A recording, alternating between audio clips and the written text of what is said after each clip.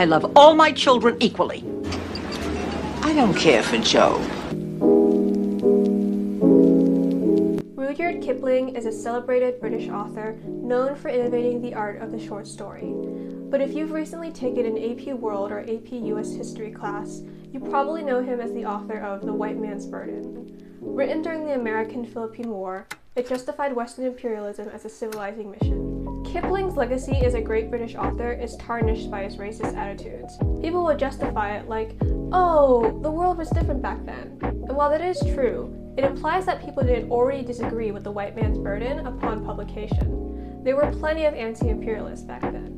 One of them, who Kipling met and admired, wrote an entire essay in rejection of The White Man's Burden. That man was Mark Twain. Not all of his works involving people of color are bad, but racism, like all other bigotries, is a spectrum. Him respecting us once doesn't cancel out his white supremacist views. Kipling was born in India while it was still a British colony. I found his connection to the place strange, but also all too familiar. He described himself as an escaped lunatic from India and an Anglo-Indian.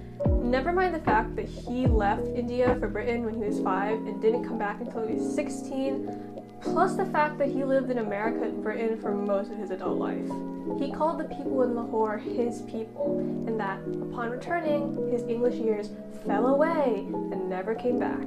But he never objected to his people being depicted in White Man's Burden cartoons, because of course he wouldn't. Native Indians were his people, but they were still Indians. They still needed to be enlightened by the many advanced accomplishments of the British Empire.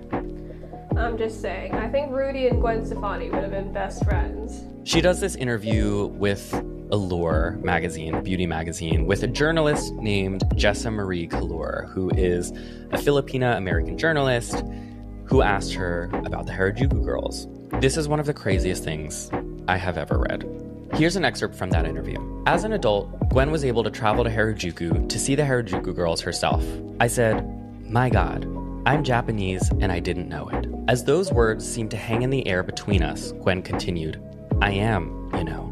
During our interview, Stefani asserted twice that she was Japanese, and once that she was, quote, a little bit of an Orange County girl, and a little bit of a Japanese girl, and a little bit of an English girl. Maybe what I really want is to be Asian. Really? And while I do believe that Kipling was a white supremacist, I also believe that, above all else, Kipling loved the British Empire. Because he wasn't against hating his fellow whites for it. He was against Irish independence, believing that only British rule allowed Ireland to advance. He thought they wrote bad poems, had ugly houses, didn't know what color was, and were savages before the British showed up.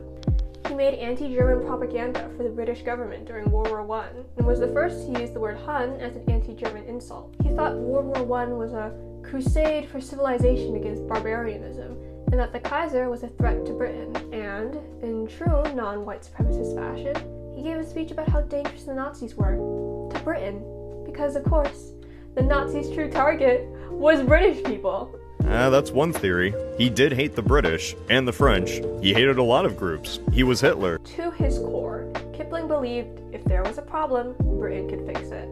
The influence he had, winning Nobel Prizes and writing letters to Theodore Roosevelt, spreading this idea that certain countries should be allowed to go in and fix the problems of other countries, is disgusting.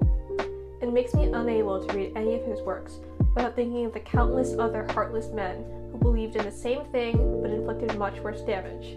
Because I know Kipling had a hand in working those beliefs into their hearts. And unlike the millions of victims who suffered under imperialism, Kipling will never pay for the damage he wrought.